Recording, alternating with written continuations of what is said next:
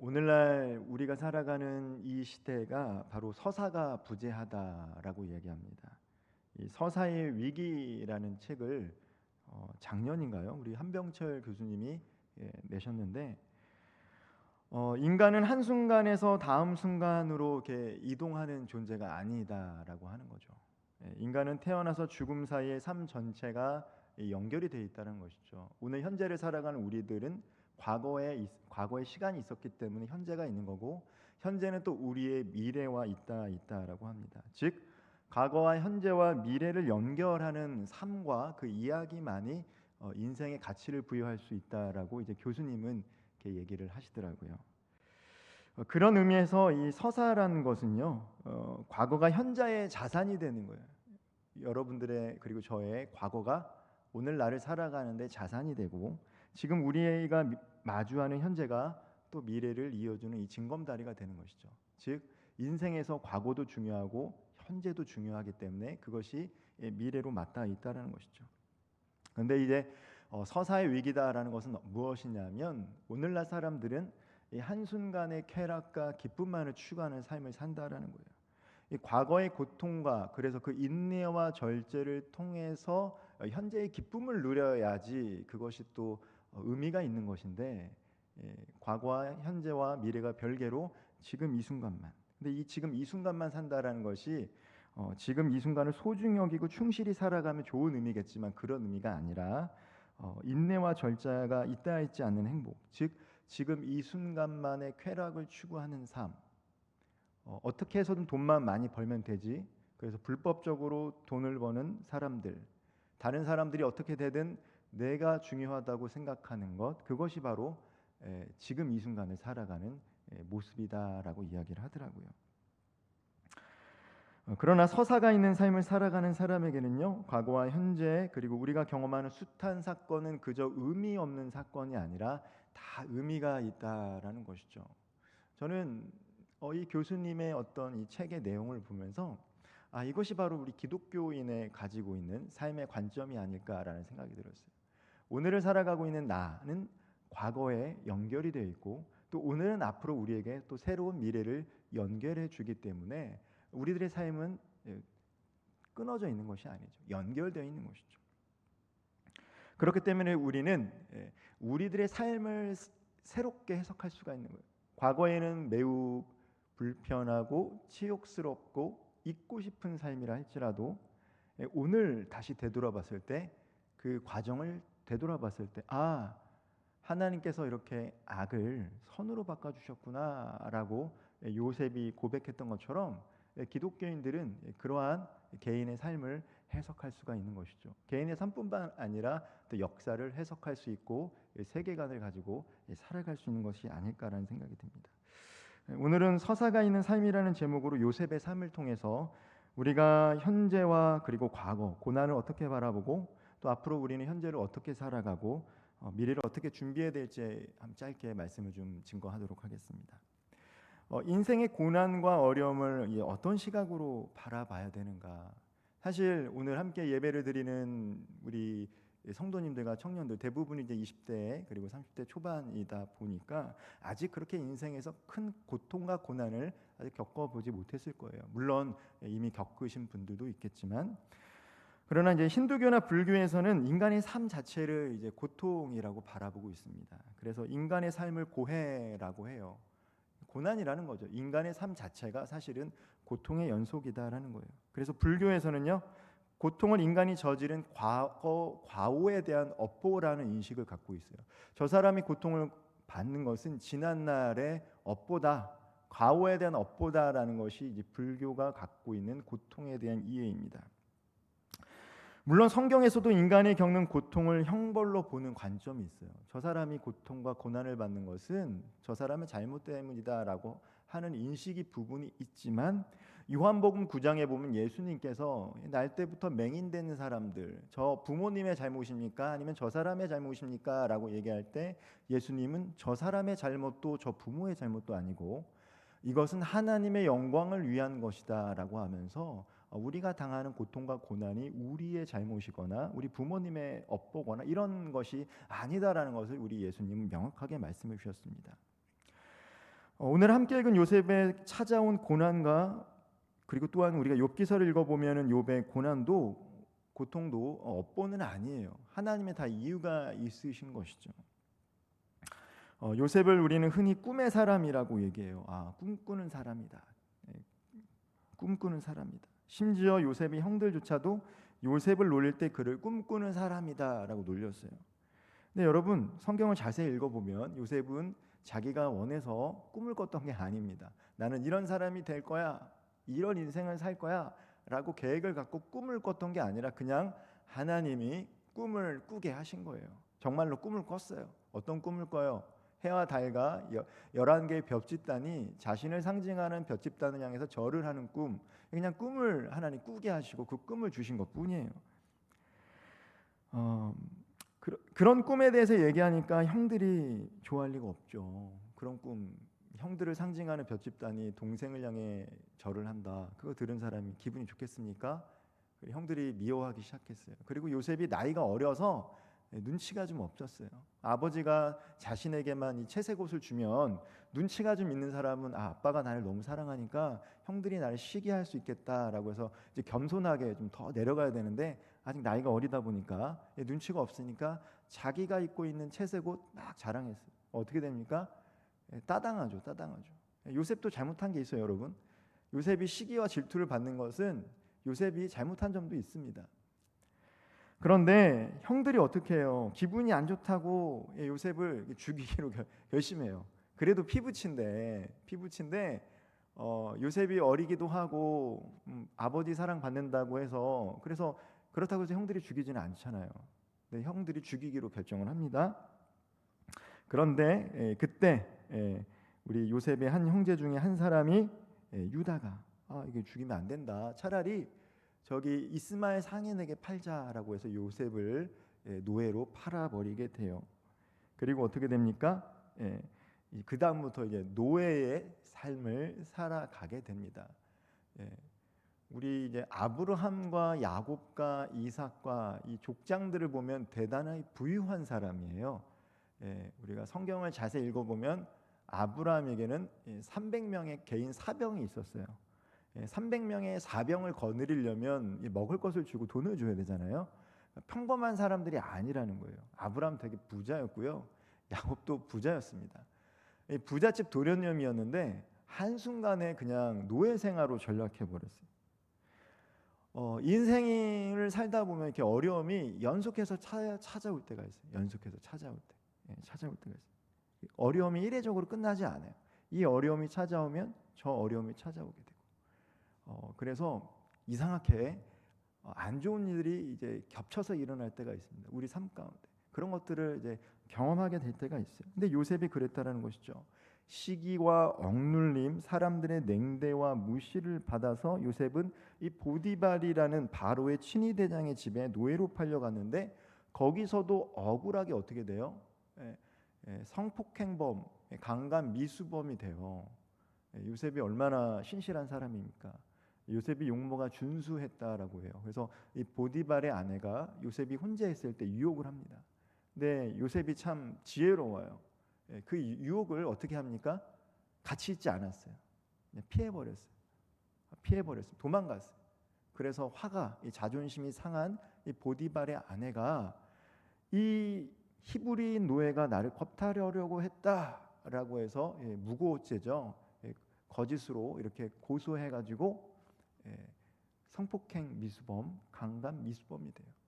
신실하게 일했는데. 그래서 어떻게 돼요? 감옥에 투옥이 됩니다. 이 보디발의 집에 있던 감옥에 투옥이 돼요. 만약에 여러분에게 이러한 상황이 일어난다면 여러분들은 그 삶을 어떻게 받아들일 것 같아요? 내가 조금 잘못한 건 있어. 그런데 그렇게 죽을 만큼 죄를 진 건 아니잖아요. 근데 사람들이 나를 죽이려고 해, 형제들이.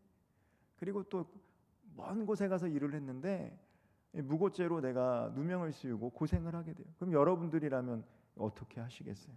어떻게 하시겠습니까? 많은 사람들은 아마 그냥 인생 될 대로 되라 포기하며 살아가지 않을까라는 생각이 들어요. 이번에는 안 되겠다. 이번에는 도저히 기회가 없을 것 같다. 포기하고 살아가지 않을까. 미래가 불투명한데 내가 노력해서 뭐하냐 라고 생각하고 그렇게 살아갈 수도 있을 것 같아요. 용기가 나지 않을 것 같습니다. 근데 요셉이라는 사람은 어떻게 했어요? 그냥 그 자리에서 성실하게 살아가는 삶을 선택했어요. 나는 그냥 성실하게 살아가는 삶을 선택하겠다. 지나간 과거에 연연하지 않고 현재 그 자리에서 할 수 있는 것이 무엇인지를 파악하고 했던 사람이 요셉이에요. 그래서 나중에 요셉이 어떻게 됩니까?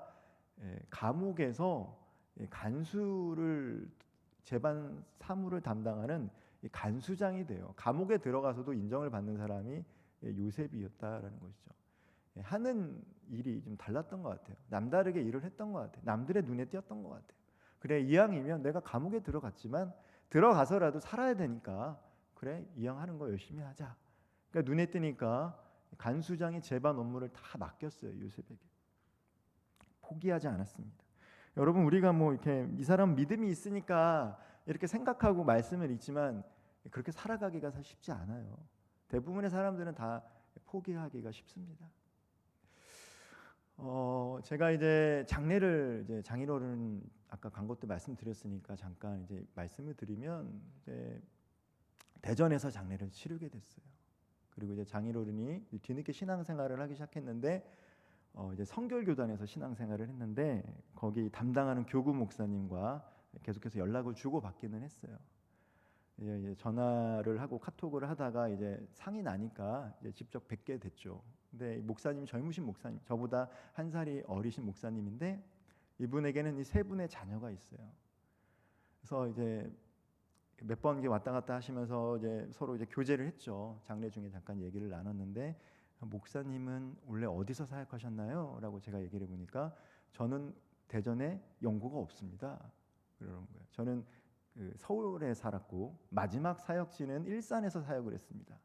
그래서 그런데 어떻게 대전까지 내려오셨죠? 라고 하니까 전세 사기를 당했다라는 2년 전에 일산의 어떤 빌라에 이제 대출을 받아서 들어갔는데 갑자기 집주인이 연락이 안 되더라는 거예요. 그래서 전세보증금, 대출받은 전세보증금을 다 뜯긴 거예요. 이미 아이가 하나가 있고 뱃속에는 또 임신한 아이가 있어서 거처가 필요한데 집이 없는 거예요. 어떻게? 그래서 부랴부랴 이 사택을, 그래도 사택을 주는 곳이 지방이니까, 좀 넓은 곳이 지방이니까 대전까지 오게 됐습니다라고 얘기를 하시더라고요. 큰 돈을 뜯긴 거예요. 그러면서 이자를 내는 거예요. 보증금 사기를 당했으니까 또 대출 받았으니까 이자를 내야 돼. 계속 내고 있었어요. 근데 문제는 이 어려움이라는 게 그렇게 하나로만 오면 좋은데 그러지 않았다. 갑자기 아내가 유방암에 걸렸어요. 정신이 혼미해져. 그래서 태어난 애가 또 장애가 있어요. 내 둘째 아들은 장애가 있고 딸은 장애가 있고 사랑하는 아내는 유방암 투병을 해야 되고 나는 전세금이 뜯겨서 적은 돈을 가지고 또 그 대출 이자를 내야 되는 그 상황. 그 상황을 다 겪으신 거예요. 그래서 제가 그렇게 얘기했어요. 하나님께서 얼마나 크게 쓰시려고 목사님을 그렇게 연단하실까요? 라고 얘기하니까 목사님이 저한테 하는 말이, 목사님 절대 그런 말 하지 마세요. 하나님은 그런 분이 아니십니다. 라고 얘기하다. 그건 폭력이에요. 이러는 거예요.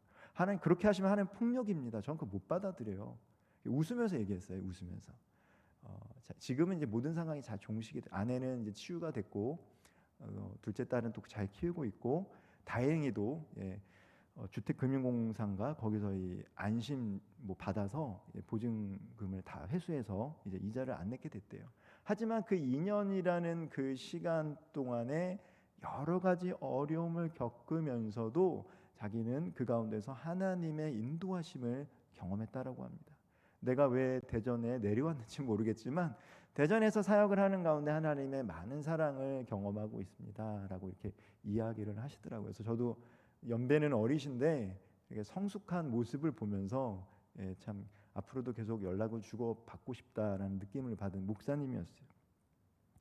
여러분, 어려움은 한 번에 오지 않았는데 그 어려움 속에서 어떤 선택을 하는가? 요셉도 그렇고 그 목사님도 그렇고 그냥 내가 지금 마주하고 있는 현실 가운데 그것을 그대로 받아들이고 오늘 하루를 최선을 다하는 삶을 선택했다라는 것이죠. 그러면 어떻게 됩니까? 때가 되면 하나님은 반드시 길을 열어주세요. 피할 길을 주시고 복된 길을 열어 주십니다. 요셉이 감옥에 가서 어떤 사람들을 만나냐? 왕의 술과 떡 맡은 관원들을 만나요. 이 정치범 수용소야. 알고 보니까 그 감옥에는 정치범 수용소예요. 평범한 사람들이 오는 감옥이 아니라 왕의 재반 업무를 맡았던 사람들이 감옥에 왔던 거예요. 그러니까 요셉은 어떻게 됩니까? 여러분, 노예가 갑자기 총리가 될 수 있어요? 네? 경험이 있어야 될 거 아니에요. 정치 경험도 있고 배경이 있어야 될 거예요. 거기서 그 감옥에서 그 정치인들과 만나서 역사적으로는 이집트 역사서를 보면요, 이집트 역사서 중에 힉소스 왕조라고 있어요. 이 힉소스 왕조 때는 이집트 사람들이 아니라 이방인 사람들이 그러니까 왕이 됐어요. 그 시기였던 것 같아요. 아마 그 시기에 아마 이 요셉이라는 사람은 총리가 될 수 있었던 것 같아요. 외국인 왕이 있었으니까. 근데 그 전반적인 상황을 알아야 되죠. 역사를 알아야 되고 왕실의 문화를 알아야 되잖아요. 문화가 경험이 없는데. 근데 왕의 재반 업무를 맡는 사람들과 함께 수용되면서 정치 수업 받는 거예요. 그게 보기에는 참 악한 상황처럼 보였지만 지나고 나면 요셉은 그곳에서 이미 훈련을 받고 있었어요. 근데 그 꿈을 풀어줍니다. 왕의 떡 맡은 관원과 술 맡은 관원의 꿈을 풀어주는데, 떡 맡은 관원은 죽게 되는 꿈이었어요. 그래서 얘기하죠. 인생이 떡이 될 것 같습니다. 이렇게 얘기하고, 술 맡은 관원에게는 당신의 인생을 이제 술술 풀릴 겁니다. 어떻게 돼요? 그래서 술 맡은 관원이 정말로 풀려 나가게 돼요. 그러면서 요셉이 한마디 했어요. 나가시면 꼭 저를 기억해 주세요. 저를 기억해 주세요 했는데 어떻게 됩니까? 전혀 기억하지 않았어요. 사람이 힘들 때는 같이 동고동락하다가 잘 될 때는 기억을 못한다라는 거죠. 요셉을 잊어버렸어요. 근데 시간이 흘러서 어떻게 돼요? 바로가 꿈을 꿨는데 회개망측한 꿈을 꾼 거예요. 이 꿈을 해석할 사람들을 찾았는데 아무도 꿈을 해석할 수가 없어요. 그러자 그때 이 술 맡은 관원이 생각이 난 거예요. 아, 이 감옥에서 내 꿈을 해석해서 내가 바로 앞에 섰지, 복직이 됐지, 그 사람이라면 이 꿈을 해석할 수 있을 거야라고 해서 바로 이제 요셉을 불러들이겠죠. 근데 요셉이 어떻게 해요? 꿈만 해석했던 게 아니죠. 그 꿈의 내용은 앞으로 이집트에 7년간 되게 풍요로운 시기가 올 것이고 7년간의 흉년의 시기가 올 것이다. 살찐 소 7마리가 있었는데 들판에서 풀을 먹고 있었는데 빼짝 마른 소들이 와서 그 살찐 소들을 잡아먹는 이상한 꿈을 꿨는데 그 꿈이 뭐냐? 앞으로 이집트에는 7년 동안에는 매우 풍성한 흉작이 있을 것이고 7년 동안에는 흉년이 들 것이니까 대비하십시오라고 해서 꿈만 해석했던 게 아니라 이 솔루션을 줬어요. 이 솔루션을 주면서 이제 이집트에 있는 땅들을 왕이 소유할 수 있도록 그렇게 이제 토지 재반 업무를 기반을 만든 거죠. 그러니까 그 얘기를 들은 이 바로는 이 사람이라면 맡겨도 되겠다라는 판단이 드니까 비로소 총리가 된 거죠. 그냥 갑자기 하루아침에 히브리 노예가 총리가 되기는 어려워요. 그 모든 과정들을 다 밟아왔어요. 어디서부터? 감옥에서부터. 여러분, 우리가 하나님을 어떻게 고백하는 게 중요할까요? 요셉은 성경을 이렇게 보면 요셉은 물론 이제 불평과 불만했겠죠. 왜 불평과 불만이 없었겠습니까? 그 목사님처럼 목사님 그런 얘기는 사랑이 아니라 폭력이에요라고 얘기했던 것처럼 잠시 잠깐 하나님 내 인생 왜 이렇게 힘들게 합니까?라고 이야기할 수 있을 것 같아요. 그렇지만 성경에는 요셉은 하나님을 원망하지도 불평하지도 않았어요. 인내하면서 그냥 자기에게 마주하는 삶을 살았습니다. 그리고 나중에 자신을 판 형들을 만났을 때 자기를 미워하고 시기해서 이스마엘 상인에게 노예로 팔았던 형들을 만났을 때 그리고 나서 마침내 자기가 총리라는 사실을 알고 내가 총리이기 때문에 그들이 해안받을 것을 알아서 두려워하고 있던 그들을 향해서 요셉이 했던 말이 있습니다. 우리 20절 말씀을 같이 한번 읽어보겠습니다. 우리 20절 창세기 50장 20절 말씀 함께 읽어보도록 하겠습니다. 당신들은 나를 해하려 하였으나 하나님은 그것을 선으로 바꾸사 오늘과 같이 많은 백성의 생명을 구원하게 하시려 하셨나니. 형님들 안심시켜주는 거예요. 형님들이 나를 그때 시기해서 나를 팔아서 내가 노예 생활을 했지만 결국에는 그 모든 일련의 사건들을 통해서 이집트 사람들과 우리 70명의 가족을 살리는 많은 생명을 살리는 삶을 살게 됐습니다. 하나님은 악을 선으로 바꾸시는 분이군요 라고 믿음의 고백을 하는 것들을 알 수가 있어요. 요셉은 하나님께서 부르신 사람입니다. 위기를 기회로 삼았어요. 자신의 삶 가운데 있는 고통과 고난을 악이라고 생각할 수 있지만 그것 또한도 선으로 바꿔주실 수 있는 분, 능히 선으로 바꿔주실 수 있는 분이 하나님임을 고백했던 사람이 요셉이에요. 오늘 말씀을 좀 짧게 마치려고 하는데요. 여러분, 그리스도인들에게 행복이란 무엇일까요? 우리가 원하고 꿈꾸는 삶을 성취하는 것. 나는 이것이 될 거야. 이것을 꿈꾸며 그것이 이루어지면 그게 행복할까요? 행복할 수 있을 것 같아요. 내가 원하는 것, 내 계획들 성취되면 행복할 것 같습니다. 그러나 하나님은 우리를 부르신 하나님의 뜻이 있고요. 그 뜻에 맞게 삶을 살다 보면 하나님께서 계획하신 그 길을 걸어가다 보면 그 길 속에서 때로는 좌절할 때가 있고 고난과 고통을 겪을 때도 있지만 결국에 그 길을 걸어갈 때 누리는 상급과 보상과 행복이 있음을 믿으시기를 바랍니다. 우리 부활절이 지난주였죠. 십자가에 달리신 예수님 조롱받고 실패한 인생처럼 느껴졌습니다. 자신을 따르던 제자들도 다 도망갔습니다. 예루살렘에 입성할 때 호산나 부르던 사람들이 예수님을 저주하고 배신하고 십자가에 못 박았습니다. 그러나 어떻습니까? 오늘 우리는 그분을 예수 그리스도다라고 고백하고 있습니다. 하나님의 뜻대로 삶을 살아갈 때 그 길 가운데 골고다 언덕의 길을 걸어갈 때가 있지만 결국 하나님께서 가장 선한 길로 우리들의 삶도 또 예수님의 삶도 인도해 주셨습니다. 오늘 우리에게 허락하신 하루와 삶의 자리를 살아가며 우리의 삶을 통해서 하나님을 증거할 수 있는 저와 여러분 되기를 소망합니다. 악을 선으로 바꾸시는 하나님, 그 상황 속에서도 하나님의 섭리가 있기에 우리는 이것들을 경험하고 증거하며 살아갈 때 하나님이 우리를 통해서 더 고통받고 어려움에 처한 사람들이 하나님을 바라볼 수 있도록 인도해 주실 줄 믿습니다. 함께 기도하겠습니다.